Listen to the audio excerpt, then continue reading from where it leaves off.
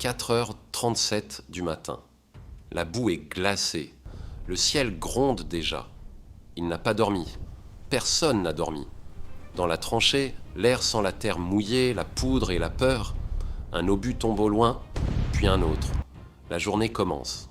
Il resserre la sangle de son casque, ses mains tremblent. Pas de héros, pas de discours, juste survivre jusqu'au soir. À quelques mètres, un camarade murmure une prière. Au-dessus, les mitrailleuses déchirent l'aube. Aujourd'hui, il n'écrit pas à sa mère. Aujourd'hui, il avance. Et dans quelques minutes, le sifflement commencera. 4h37 du matin. La nuit n'est pas encore terminée, mais la guerre, elle ne dort jamais. Dans la tranchée, l'air est froid, lourd, saturé d'odeurs de terre humide, de métal et de poudre. Les hommes sont déjà éveillés, immobiles contre les parois de boue, les yeux fixés dans l'obscurité. Personne ne parle. Chacun écoute. Puis sans prévenir, le sol vibre. Un grondement lointain roule sous la terre, profond, continu comme si l'horizon lui-même avançait vers eux.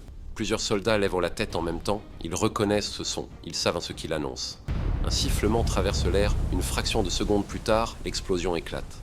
La terre retombe en pluie lourde sur les casques. La tranchée tremble, les planches grincent. Un soldat se plaque contre la paroi, les mains sur sa tête. Un autre serre son fusil si fort que ses doigts blanchissent sous la boue. « Position !» hurle une voix. En un instant, l'immobilité disparaît. Les hommes se lèvent, glissent dans la boue, attrapent leurs équipements. Et les gestes sont rapides, mécaniques, presque automatiques. Personne ne réfléchit. Il n'y a plus que l'instinct. Un second obus frappe, plus près. La tranchée vibre violemment. De la poussière tombe du plafond de terre. Une lampe suspendue se balance, projetant des ombres tremblantes sur les visages. Les explosions se rapprochent. Chaque sifflement est plus court que le précédent. Chaque détonation plus violente. Le bruit remplit tout l'espace, écrase les pensées, empêche même d'entendre sa propre respiration. Les mitrailleuses commencent. Un claquement sec, brutal, continu. Un bruit qui ne ressemble à rien d'humain. Comme si l'air lui-même était déchiré. Un soldat tente d'observer par-dessus la tranchée. À peine sa tête dépasse-t-elle que des impacts frappent la terre autour de lui. Il replonge immédiatement couvert de boue. Un autre homme trébuche. Son camarade le relève aussitôt. Ils ne se regardent pas, ils n'ont pas besoin de mots. Quelqu'un crie qu'une section plus loin a été touchée. Personne ne sait si c'est vrai. Dans le chaos, les informations se brisent, se perdent, se transforment. Les ordres circulent en fragments. Restez couverts. Préparez-vous. Tenez la ligne. Au-dessus de la tranchée où la fumée s'épaissit, le jour tente de se lever mais la lumière reste grise, filtrée par la poussière et les explosions. Un jeune soldat glisse sa main dans sa poche et touche une lettre froissée. Il ne la sort pas. Il la sent seulement contre sa poitrine, comme un rappel fragile d'un autre monde, très loin d'ici. Une détonation plus violente secoue tout. Plusieurs hommes tombent, l'un d'eux reste immobile. Les autres ne s'arrêtent pas, ils ne peuvent pas. Un sous-officier passe en courant, couvert de boue, la voix brisée par les cris et la fumée. « Préparez-vous !» Ce mot suffit. Les regards changent, la peur devient plus froide, plus concentrée. Tous comprennent ce que signifie cette préparation. Ce n'est plus seulement un bombardement, c'est le signal. Bientôt, il faudra sortir. Les explosions continuent, régulières, implacables, comme un rythme mécanique qui se rapproche. Les hommes vérifient leurs baïonnettes, resserrent leurs sangles, essuient leurs mains sur leurs uniformes trempés. Personne ne parle. Le vacarme est trop fort pour les mots. Chaque détonation rapproche le moment. Et dans chaque esprit, une seule certitude s'impose.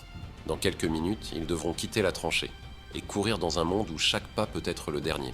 Le bombardement ne ralentit pas. Il devient plus dense et plus précis, frappant la terre autour d'eux avec une régularité mécanique qui fait vibrer chaque planche et chaque poignée d'argile dans la tranchée.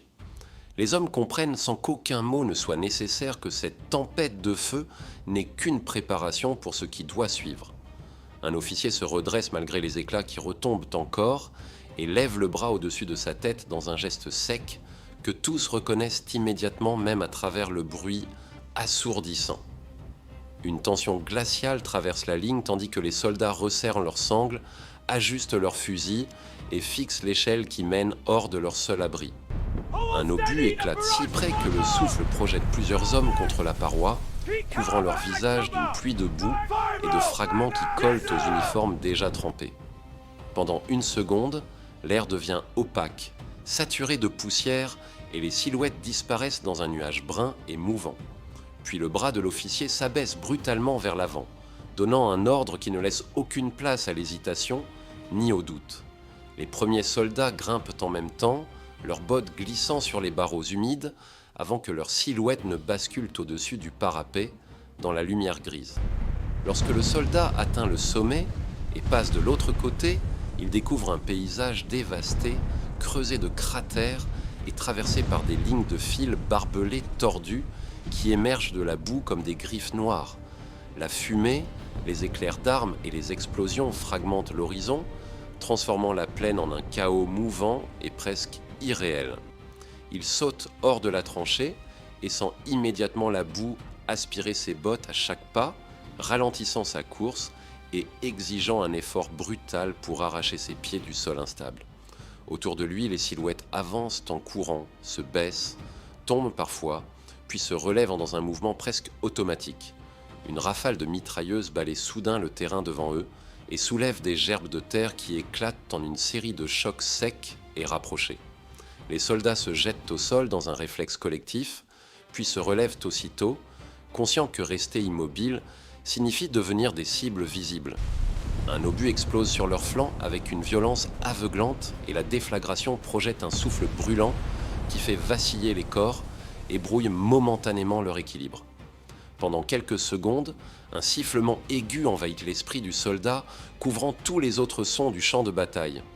Lorsque son audition revient, ce sont les cris qu'il distingue d'abord, mêlés aux ordres hachés et au martèlement continu des armes automatiques qui rythment leur progression.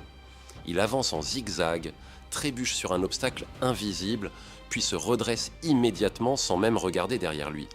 À quelques mètres, un camarade s'effondre en criant, touché à la jambe, tandis que deux autres ralentissent pour le tirer vers un cratère qui offre une protection relative contre les tirs directs. La boue glisse sous leurs mains et leurs uniformes se couvrent d'une couche épaisse qui alourdit chacun de leurs mouvements. Le soldat atteint lui aussi un trou d'obus où plusieurs hommes se regroupent brièvement pour reprendre souffle et reprendre leurs repères dans la fumée. Leurs respirations rapides se mêlent à l'odeur de poudre, tandis que chacun surveille instinctivement l'horizon. Un signal bref retentit derrière eux et leur rappelle que l'objectif reste devant, que l'arrêt n'est qu'un instant volé au chaos environnant. Ils quittent le cratère un par un et se remettent à courir vers une ligne floue de sacs de sable qui apparaît par intermittence entre les nuages de fumée. À mesure qu'ils avancent, les impacts deviennent plus précis et le terrain semble exploser sous leurs pas, obligeant chacun à corriger sa trajectoire sans cesse.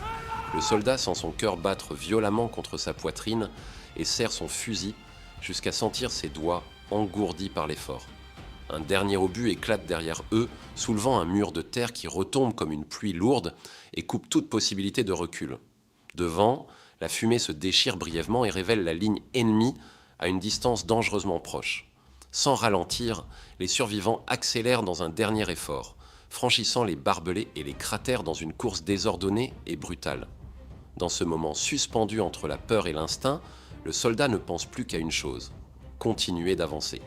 Lorsque la ligne ennemie finit par céder sous la pression et que les derniers tirs se dispersent dans la fumée, le champ de bataille ne devient pas silencieux, il change seulement de rythme. Le vacarme continu se transforme en une succession de détonations isolées, de cris lointains et de grondements sourds qui résonnent encore sous la terre retournée.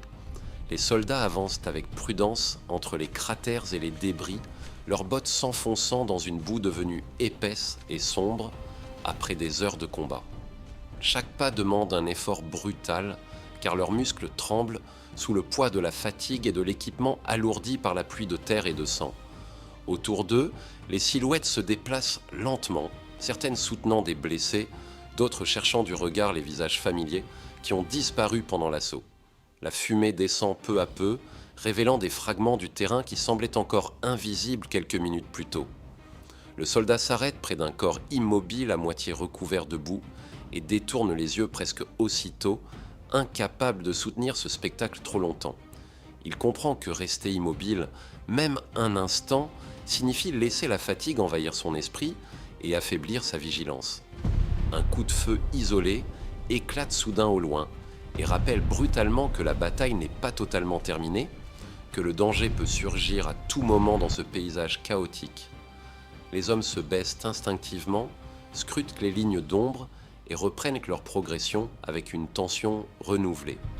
Le ciel commence à s'assombrir lentement, filtrant la lumière du jour à travers une couche de fumée qui colore tout d'un gris uniforme et oppressant. Les explosions se font plus rares, mais chaque détonation résonne plus fort dans le silence relatif qui s'installe. Un groupe de soldats s'arrête près d'un cratère pour distribuer de l'eau et des pansements, leur geste devenu mécanique après des heures de lutte. Personne ne parle longtemps, car chacun écoute encore les sons lointains du front, cherchant à anticiper la prochaine menace.